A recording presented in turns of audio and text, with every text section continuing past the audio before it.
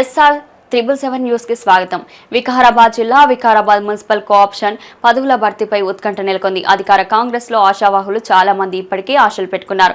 మున్సిపాలిటీలో 4 కోఆప్షన్ పదవులు ఉంటాయని అధికారులు చెబుతున్నారు. ప్రభుత్వం కోఆప్షన్ పదవుల ఎంపిక ప్రక్రియను పూర్తి చేయాలని భావిస్తుంది. ఈ నేపథ్యంలో వికారాబాద్ లో కోఆప్షన్ పదవుల ఎంపిక పట్ల అధికార పార్టీ కసరత్తు మొదలుపెట్టినట్టు సమాచారం. వికారాబాద్ మున్సిపాలిటీలో మొత్తం 34 వార్డులు ఉండగా ఇటీవల కాంగ్రెస్ పార్టీ మున్సిపల్ పీఠాన్ని కైవసం చేసుకున్న విషయం విదితమే.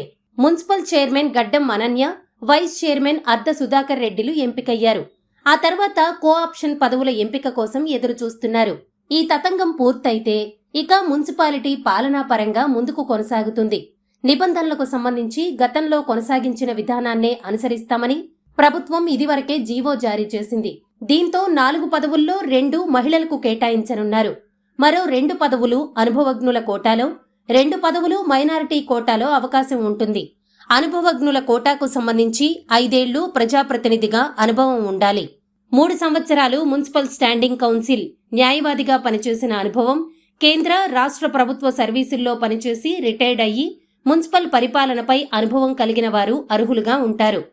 2 మైనారిటీ కోఆప్షన్ పదవుల్లో ముస్లిం, క్రిస్టియన్, బౌద్ధ, పార్సీ, సిక్కు వర్గాలకు అర్హత ఉంటుంది. ఇందులో అనుభవజ్ఞుల కోటాలో ఒకరు, మైనారిటీ కోటాలో ఒకరు మహిళలకు కేటాయించనున్నారు. 2 పదవులు మైనారిటీలకు, 2 పదవులు జనరల్ కేటగిరీలో ఏర్పాటు చేయబోతున్నారు. 2 మహిళలు, 2 పురుషులను ఆప్షన్స్ సభ్యులుగా ఎంపిక చేసే క్రమంలో కసరత్తు కొనసాగుతోంది.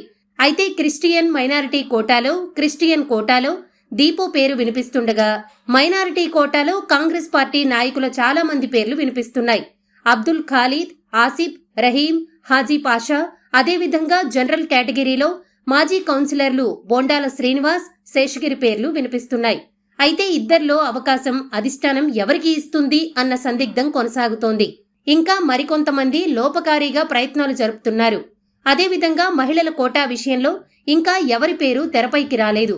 ఇదిలా ఉండగా మున్సిపాలిటీ కార్యాలయం నుండి నోటిఫికేషన్ విడుదలైన 7 రోజుల్లో ఈ ప్రక్రియను పూర్తి చేసే విధంగా అధికారులు చర్యలు తీసుకుంటారు. నామినేషన్లు స్వీకరించి ఆ తర్వాత స్క్రూట్నీ అనంతరం తీర్మానం ఉంటుంది. కోఆప్షన్ సభ్యుల ఎంపికలో కౌన్సిలర్లు కీలక పాత్ర పోషించే అవకాశం లేకపోలేదు. నామినేషన్లు ఎవరు వేసుకున్నప్పటికీ ఎంపిక ప్రక్రియలో కౌన్సిలర్ల మద్దతు చాలా ప్రధానంగా ఉంటుంది.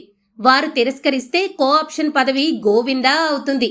అదేవిధంగా అధిష్టానం కూడా ఎవరెవరి పేర్లు ప్రపోజల్స్ చేస్తుంది అన్న విషయం కూడా స్పష్టంగా ఇంకా తెలియరాలేదు. నాయకులు కొందరు చీలి ఇరువురి పక్షాన వేరువేరుగా అంతర్గత మద్దతు తెలియజేస్తున్నట్లు తెలుస్తోంది.